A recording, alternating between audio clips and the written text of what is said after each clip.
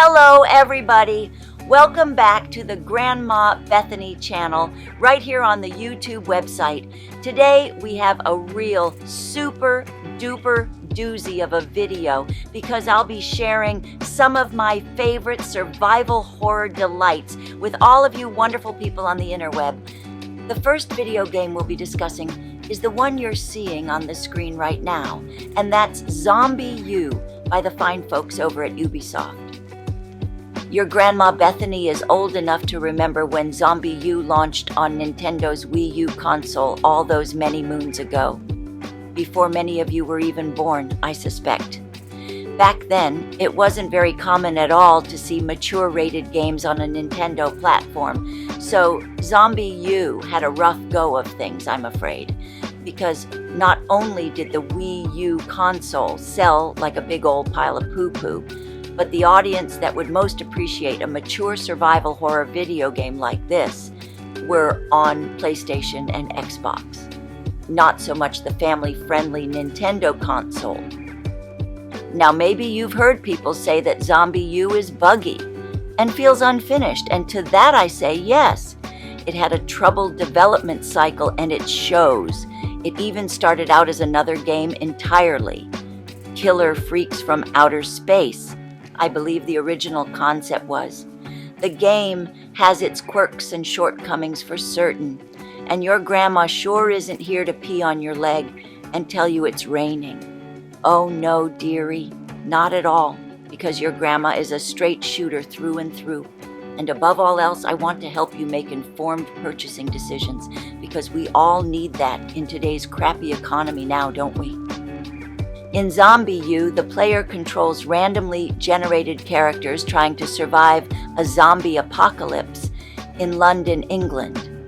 And a man who calls himself the Prepper speaks to you over the radio and basically aids you on your journey to escape the city.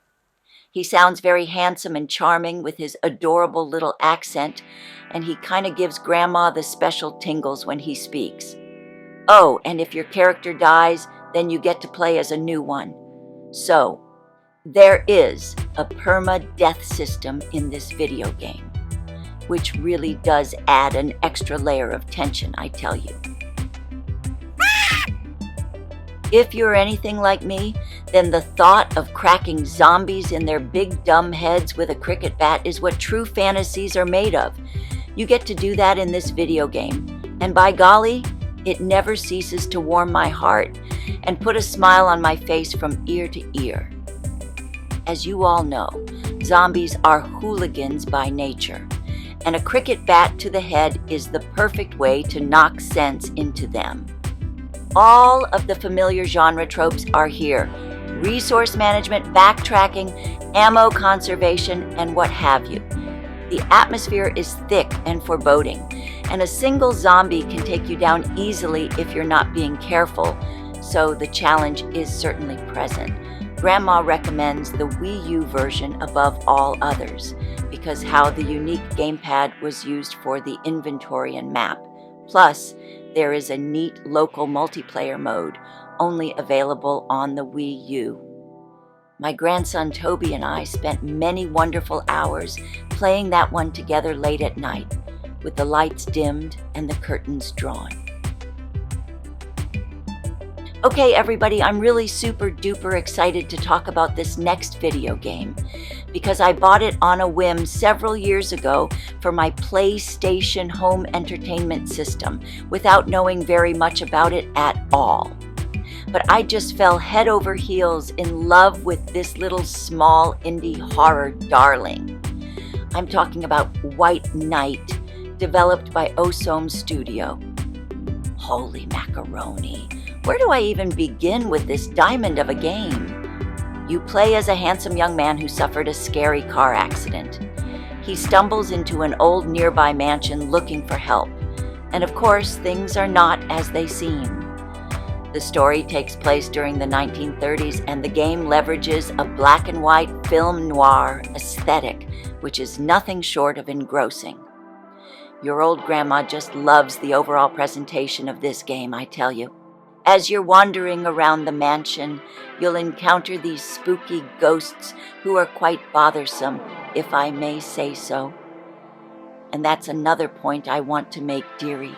This game is genuinely unsettling, which is why I always be sure to pull up my cozy, liquid-absorbent underpanties nice and tight while playing. I had to learn this the hard way a couple of times, and I never truly know when those pesky jump scares could cause your old granny to squirt a little bit. So that's a preventive measure I take now, and it's been beneficial to say the least. Navigating around the mansion can be confusing, and the save system could have certainly been a bit more generous, if you ask me. But I love the light and dark mechanics, where you basically need light sources to remain safe. You better believe it can get rather tricky securing those light sources. As the game has many slippery little curveballs up its sleeve, I tell you. I also really loved the puzzles and the voice acting and story. I'm really trying to keep story details to a minimum because there is a whole lot to discover here. And Grandma doesn't want to spoil that for you. Oh boy, this next video game sends electric shivers of joy down my spine because it is the perfect marriage of traditional and modern horror game design, in Grandma's humble opinion. I'm talking about Song of Horror, brought to us by the fine folks over at Protocol Games. You can expect fixed camera angles just like the golden days of horror in the 1990s, copious amounts of mind-bending puzzles, and big old buckets of juicy atmosphere to pour straight down your throat hole. My goodness, this game dazzles the senses, and it really is so wonderfully immersive, I tell you. It reminds your dear grandma a lot of the older Fatal Frame titles in that way.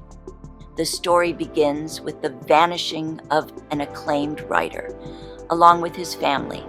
His editor is worried and sends an assistant to investigate the disappearance, only for said assistant to vanish too.